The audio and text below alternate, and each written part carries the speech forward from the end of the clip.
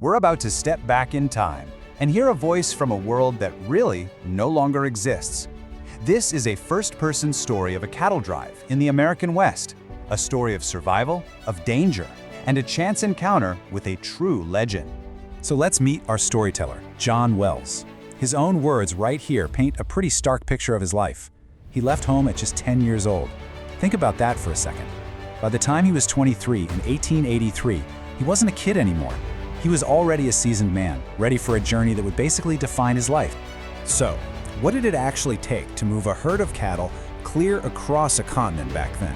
You know that romantic image of the lone cowboy on the prairie? Yeah, you can just throw that right out the window. The reality was a massive logistical operation. And the numbers? Well, they're just staggering.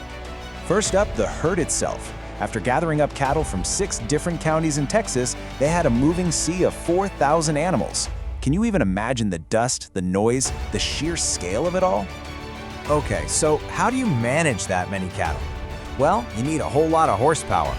The crew had a staggering 115 horses for the journey. That's a small army of animals just to keep the main herd moving. All right, so you've got 4,000 cattle, over 100 horses. So the crew responsible for this whole shebang must have been huge, right? Nope, just 13 men. That's it, 13 guys, including the boss and the cook, staring down the vast, untamed wilderness. And let's be clear, this was no walk in the park. The trail from Texas all the way up to Dakota was just a relentless gauntlet of danger. It was a daily battle against brutal weather, crippling exhaustion, and of course, the constant threat of the unexpected. And they didn't have to wait long for their first real test. I mean, a terrifying one. At the Red River crossing, they hit quicksand. John Wells describes the absolute terror of watching 10 steers just get sucked into the river. The very next day, 13 more. Each one was a desperate struggle, a life-or-death battle for the animal and for the men trying to pull it free. And this right here, this breaks down a single moment that could have gone so wrong. Wells sees the danger and warns his boss, who seems to just kind of blow him off. And just like Wells predicted, the freed steer explodes from the sand. Without even a moment's hesitation, Wells throws his own horse right into the path of that charging animal, saving his boss from being trampled. This was about way more than just saving cattle. It was about saving each other's lives. But you know, it wasn't just quicksand and weather they had to worry about. Their path cut right through the lands of other nations, which led to maybe the most incredible moment in Wells's entire story. So there they are, near the Wichita Mountains, and they come face to face with an absolute legend, Quanah Parker, the last and most famous chief of the Comanche people. But this wasn't some big showdown. His request was simple, and it was direct. His people were hungry. And what Wells describes here is just this amazing snapshot of a world in transition. You have Quanah Parker dressed in pants, a hat, and a 6-shooter. He looked just like a cowboy. And then his companion, in traditional clothing, representing a world that was, well, it was fading. The boss gave them a yearling, and the two cultures went their separate ways, peacefully. As they continued through what was then called Indian Territory, it was just one unpredictable encounter after another. Every new tribe they met was a new challenge, requiring this delicate dance of caution, respect, and, well, diplomacy. I mean, think about the whiplash. One day, you've got 17 Kiowa visitors in your camp, sharing a meal. The next, you're trying to de-escalate a tense standoff over a couple of killed cattle. It was this constant balancing act, you know? The wrong word or the wrong move could have had deadly consequences.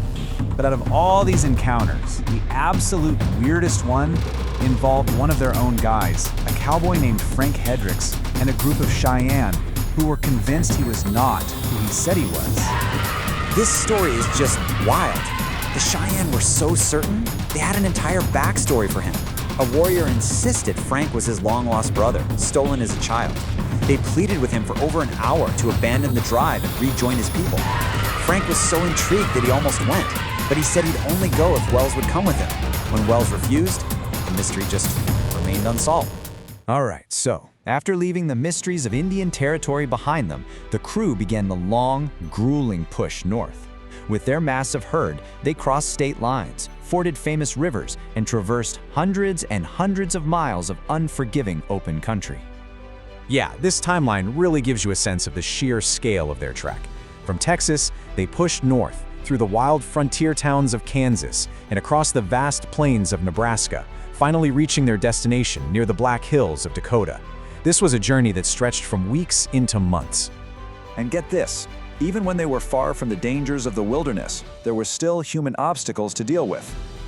When a Kansas landowner, what Wells called a jayhawker, basically an opportunist, tried to extort a toll from them, the boss got a little creative. He wrote a check for only half the herd, then rode ahead to the next town and wired the owner to cancel it. A little bit of trail-hardened cunning to even the score. So, after months of hardship and adventure, after crossing rivers, mountains, and plains, the long drive finally reached its end at the company ranch near the Black Hills of Dakota. And just like that, it was over. The tight-knit community, forged in shared danger and backbreaking work, it dissolved as quickly as it had formed. The men who had depended on each other for their very survival simply said their goodbyes and went their separate ways. And this is how Wells ends his story. It's not with some big boast about his own bravery or the hardships he went through. No, it's a quiet, almost lonely plea to reconnect with the 12 other men who shared that incredible journey with him. A hope that maybe, just maybe, one of them might read his words and remember. You know, Wells's account is a rare gift. It's this precious window into a world that has just gone forever. His story survived, but it makes you wonder, doesn't it? How many other voices, how many other incredible stories of courage and conflict and connection have been lost to the dust of the trail? And what have we lost with them?